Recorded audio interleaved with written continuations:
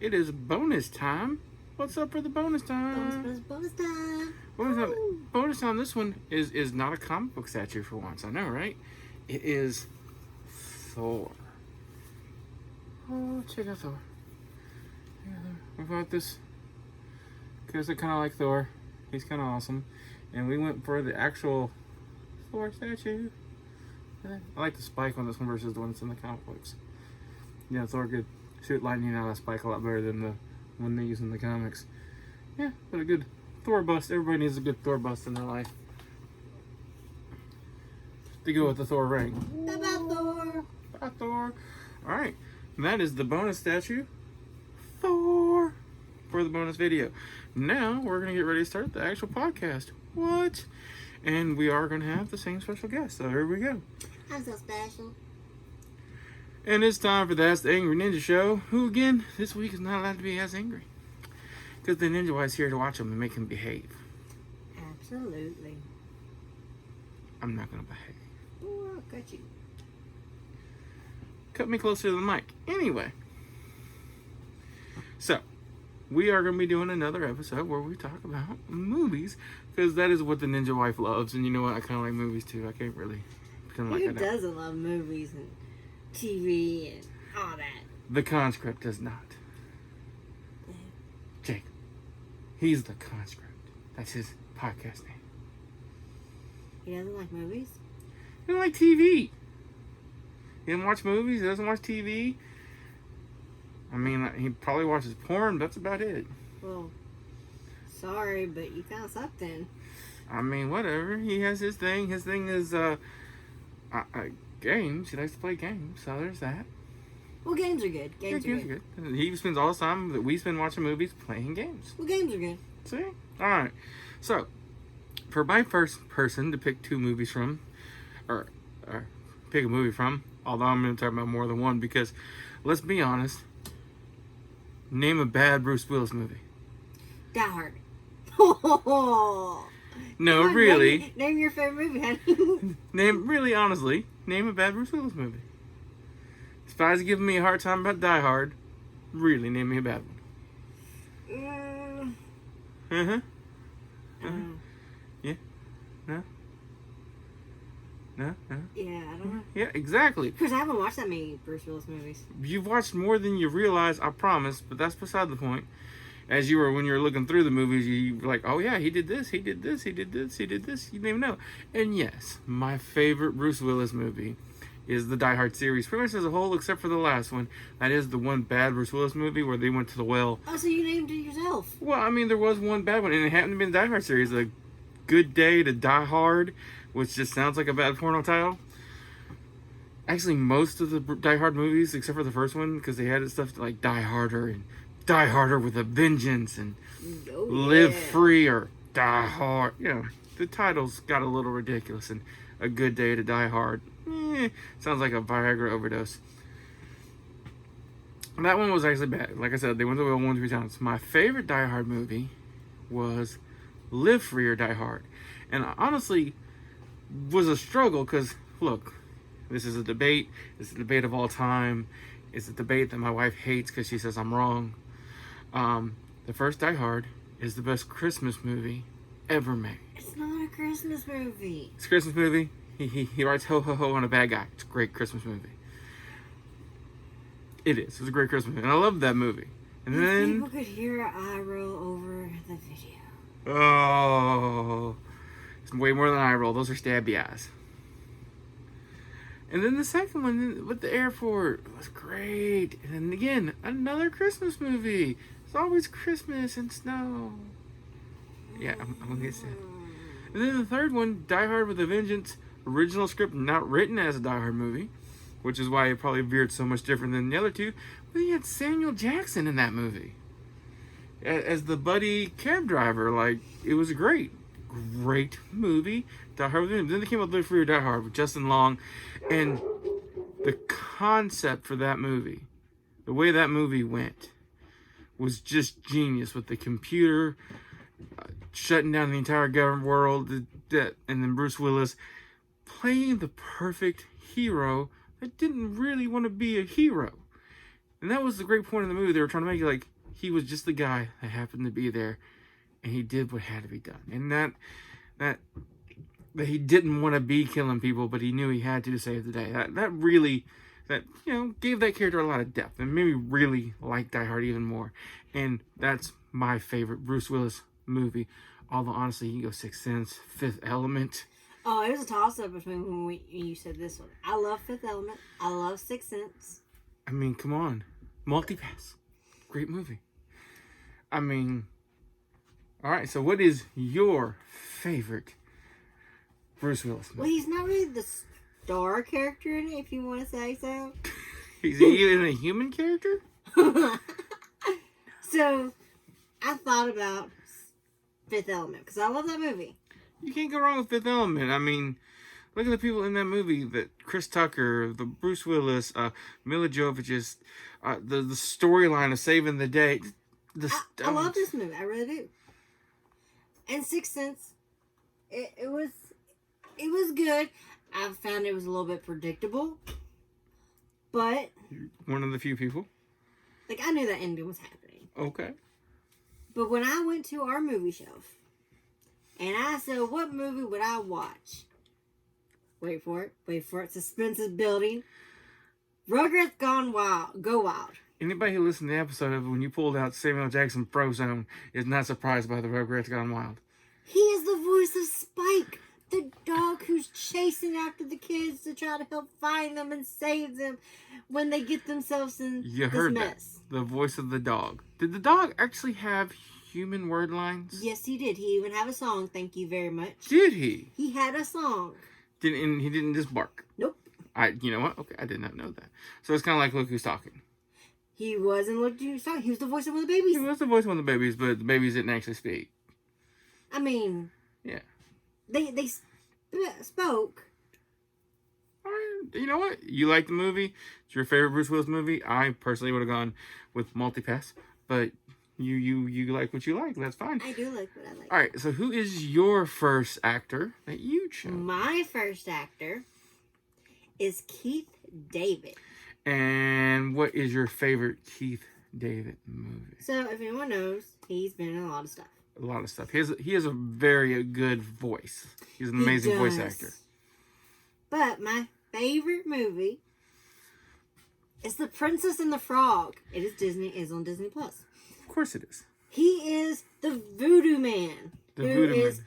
the one that turns Prince Naveed into a frog and makes his little, I guess the prince's little... So he's the antagonist. He's the bad guy of the He movie. is the bad guy. And he gets these souls from the other side to help. And oh, it's amazing. Now, at one point, I haven't seen this whole movie. I think I do recall this. She gets away from him, and then the souls come and get him from the graveyard. They do come get him.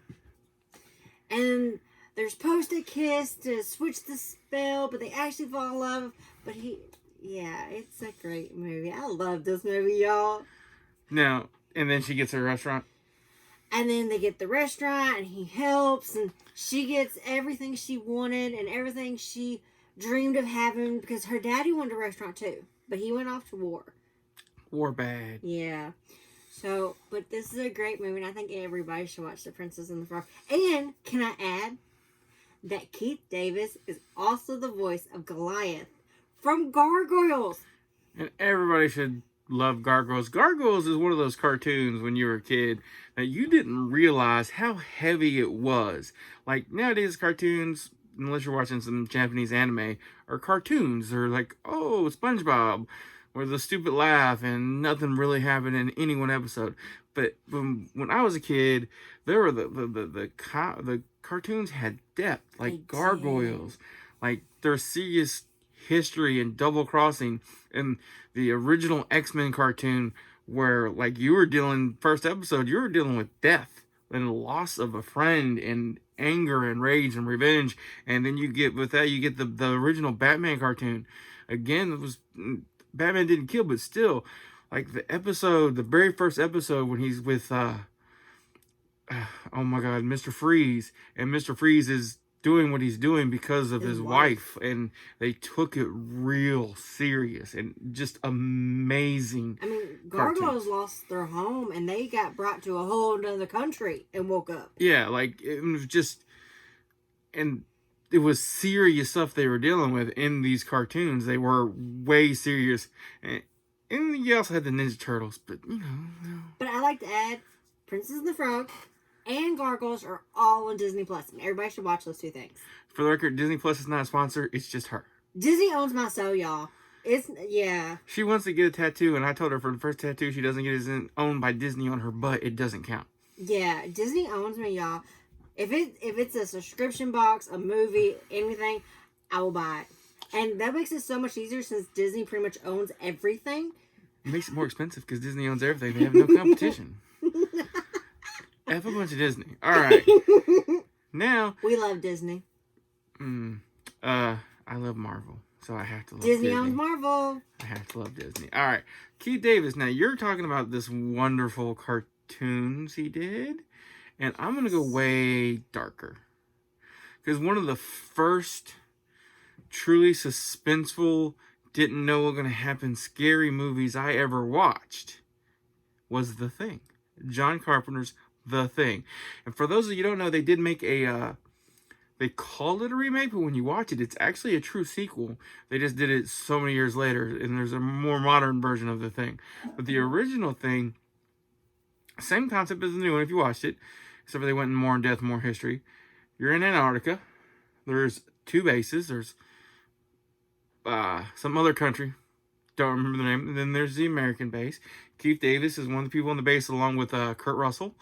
Don't ask me the character's name. And God rest his soul, he died this week. Walter Brimley's in this movie. Yeah. Mr. Diabetes himself. It's sad. He was in this movie. He played the doctor. And what there is there's an alien that froze in his spaceship. And they found the spaceship. The other country did. And they started the movie like the other country people are in a helicopter chasing this dog. And they're trying to kill this dog. What? And They're trying to kill the dog? trust me, dog deserved to die. No. It wasn't a dog. I don't care if it looks like a dog. Don't touch it. Trust me, once it goes crazy, it don't look like a dog no more. Well, then you can. Yeah. They're trying to kill this dog unsuccessfully. Like, they're throwing grenades out of a helicopter. They're shooting at this thing. And that's what turns out. Turns out this alien is more of a parasite. And it goes in your body, it replicates you, takes over, and becomes you. So you get to the point where all these people are on this base, and they don't know who's infected, and they don't know who's not infected. And the movie ends with them, with Keith Davis and Kurt Russell sitting outside. The entire base is burning. Everybody's going to die. These two are literally going to freeze to death. And they're holding weapons, looking at each other like, are you an alien? I don't know. Are you? We're just going to sit here and watch each other. Did they kill each other? No, they just sit there because they're going to die. There's no saving them. There's nothing because you're in Antarctica. Then why don't they just shoot each other and get over it? No, they just sat there and went to sleep. And that's how the movie ends. And that's how the next one picks up. 20 years later as they start finding the bodies. And they found their dead body? Yeah. That's creepy, dude. It was a horror movie. I don't like horror, as we already established. I'm a Disney. Yeah, like you're like, that's creepy. That was the point. And you don't know at the end of the first movie whether or not any of them got infected, and if they managed to destroy all of the people who were infected, because that's what they're trying to do, because the only way to kill this alien was to burn it.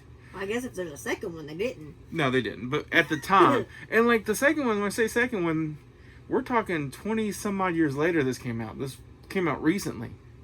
And this movie is from the 80s, 70s, 80s. Like, it's an older movie. And I think it might have been one of Keith David's first movies. If it's not his very first movie, it's in his early scroll. Alright. Now, my second person. Are we ready? Are we bracing yourself? We are bracing ourselves. You braced We're braced. for the Sandra Bullock. Oh, is it for the Sandra Bullock? Is it like The Sandra Bullock. the Bullock? The Bullock. Okay, what's your movie? A movie I bet half of you have never heard of. I know I didn't. course Called... Yeah. Dennis Miller's in this movie. You know who Dennis Miller is. Whatever. Saturday Night Live. He's the guy who started... Okay. Okay, I know you're talking about now. Alright. The Net. What? You've never heard of The Net? How could you have never heard of the... Because nobody has. But this movie came out in the 90s, late 90s, when the internet kind of first took off. And there was all these worries and fears and stuff about the internet. And her job, she was a net person who worked on the internet, was a security person. And she took care of viruses and whatever. And there was this great new security program. And it's being installed everywhere. It's being installed in the White House. It's being installed in the National... It's being installed in... everybody's getting this program. It's supposed to protect you against all being hacked, all viruses. Well, it turns out the guy who created this program created a backdoor where he can log into anything, get the nuclear codes, do whatever he wanted. That's creepy. Right? And guess who found it? Sandra Bullock. But she's a hermit. She lives in this house. She never leaves the house. She works from home on the internet. And so they use the power of the back door to completely erase her existence.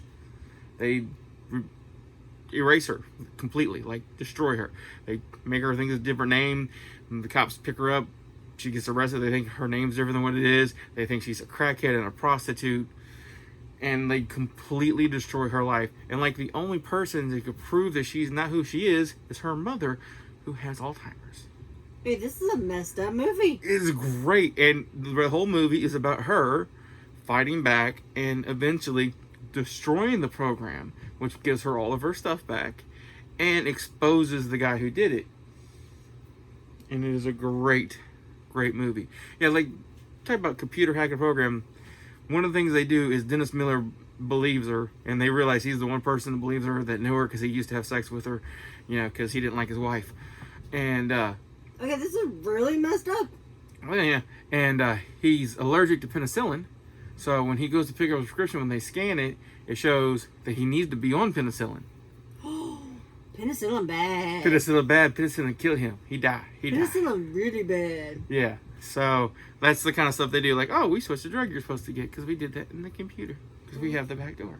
Were they trying to kill him? Yeah, that was the point. They were killing him because he was one person that could be like, no, this isn't whatever crackhead name they made up. This is the hero. Yeah. So they're like, okay, well, he has to die. So we're going to make them give him penicillin.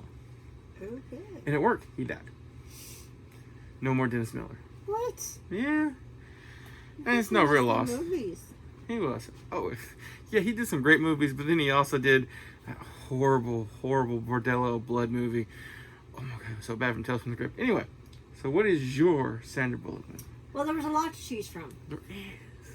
I thought about Miss Congeniality. Love that movie. Great movie, funny movie. I thought about The Blind Side.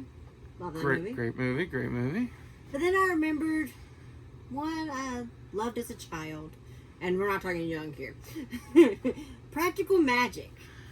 Okay, so she practically does magic but can't pull it off? That wasn't funny. Nobody gave him any encouragement on that one. That was not funny. Yes, it was. I laughed. I don't care. So, this movie's about sisters. Okay? I bet they do magic. Boy, I will come over there. Are you going to magic me? I'm gonna magic... I can't say that. That's not very nice. You need to... So, it's about two sisters. Now, I'm gonna say one's a lighter hair, and one has dark hair. And that's very important in this movie. Because these sisters, their parents die. So they go live with their aunts, who happen to have one light hair, one dark hair. It runs in their family. And they're from a long line of... They're a long line of witches. They're descendants. Well, as the movie goes on, Sandra Bullock's character finds a husband, has 2 kids, 2 girls.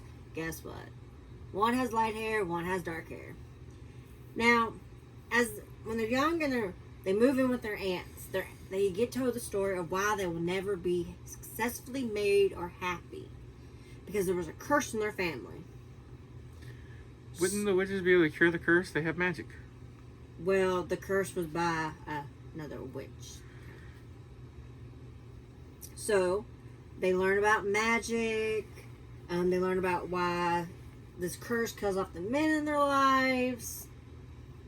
But Sandra Bullock's character, she falls in love, she has kids, he dies.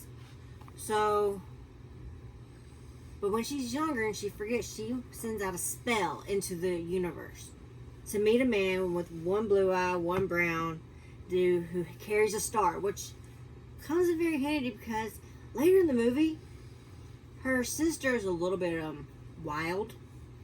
So they kill off her abusive boyfriend and bury him in the backyard. That's you said this movie practical magic. It should be practical felony. He was very abusive and very mean and very hateful. But this sheriff or detective Oh, wait. Okay, let me take a guess here. Okay, he's got the eyes, and his star is the badge. Yeah. Yeah, I saw that one coming. Yeah. It's a little bit different from my Disney picks. Well, you say that, but you and movies where people get murdered, at least this one didn't get eaten by a cannibal. That's not the last time. Ah. It's a really good movie. I'm not saying it's a bad movie. It's a sweet little love story, too. I'm just saying, you're like, I don't like horror movies, but, people die in my movies. People die in mine, too, apparently. Yeah, all right. I mean, Princess and the Frog, the spirits from the other side come and take the voodoo man. Yeah, but they just take him off to Spirit Land. He wanted to be there anyway, kind of. Oh, no, they didn't take him very nicely. Well, we all know what happens with pineapples in the bad place. All right, you ready for our last one? What is our last one? And this is my pick. And it was so hard to pick one. We're talking about Whoopi Goldberg. Whoopi Goldberg. Great comedian. People are going to be like, oh, she does all the stupid stuff on the... I don't care about The View. I don't watch The View. I don't, actors' political purposes, I try to ignore and just enjoy them, the shows they do. So, let's hear your Whoopi Goldberg. Okay, so again... I'm bracing myself. It was very hard. Mm-hmm. Because, you have Sister Act, Sister Act 2. You have...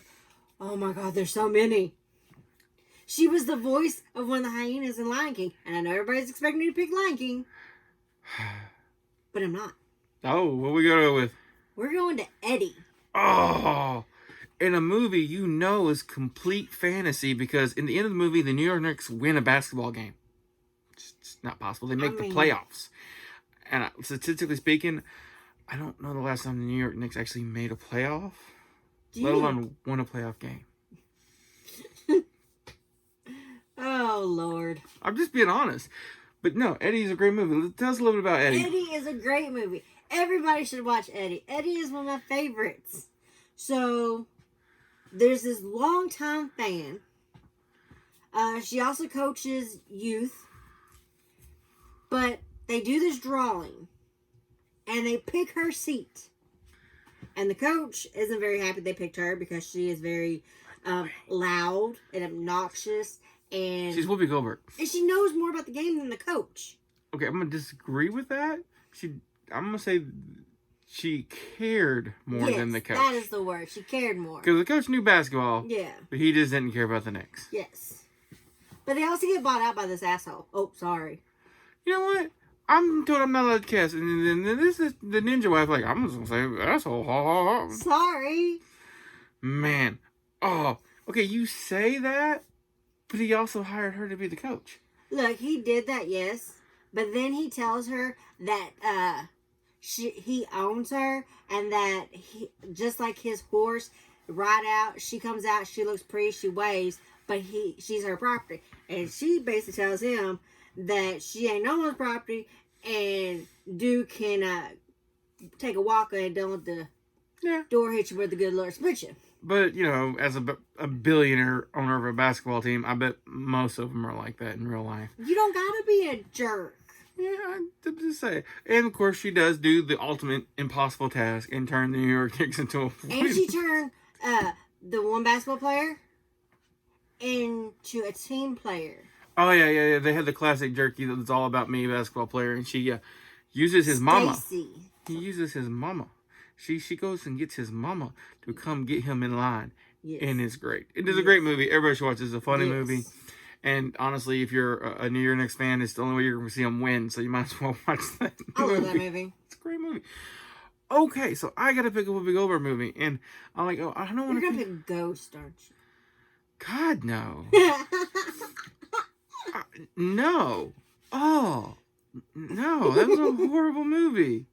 Well, I know your movie pick, so. Oh, no. Just look. No. Although, honestly, Ghost, I mean, how many different times do you see Whoopi Goldberg make out with Demi Moore? It's not going to happen very often. That is the only time that's ever going to happen. Yeah, I wish y'all could see the cringe face in her. She's picturing Whoopi Goldberg and Demi Moore going at it, which happens in that movie. I've never seen that movie. You haven't? No. Oh, it's not my pick, but we're going to talk about this for a second. So, the whole movie's about this dude who gets killed. I know the principal of the movie. Patrick Swayze. I know they do that little scene where they're doing pottery. Yeah. That's it. Like, I turned it on a channel and they were doing that. I'm like, I think I'll pass. Yeah. Click. Well, he dies shortly after that. And it turns out it's his friend was going to kill him, and he's trying I thought to... he was already dead in that. No, he was alive. The pottery scene, he gets killed, and it turns out his friend's actually the one that sets him up to be killed. Well, that's a bad friend. Right, and because the friend, too, wants some money deal or something, and he wants to get with Demi Moore. So he comes back as a crappy friend. Yeah, it's a real crappy friend, you know, whatever. It's a Shelbyville friend. Anyway, moving on. And he comes back as a ghost, and he finds a medium, so he can communicate with Whoopi Goldberg, who didn't know she was actually a medium. She was faking people. Like, she was working as one, but she was scamming them, because she didn't actually think she had any powers. And then he talks to her, and she's like, oh crap, I actually have powers. But she freaks out. Oh yeah, it's not cool. She loses her crap. And then, apparently, this opened up the floodgates. Now all the ghosts could talk to her, so she actually became a real medium, and her life went to crap. But he's trying to solve his murder and protect his wife, because he knew she was in danger. So... he's doing that, and Whoopi Goldberg, and all this, blah, blah, blah. But then there's one scene where Demi Moore finally believes, and the ghost moves a penny to show he's there, because he figures out how to move shit. Because that's what every ghost does, they move pennies. And she's like, okay, I wish I could hold you again. That's what she says.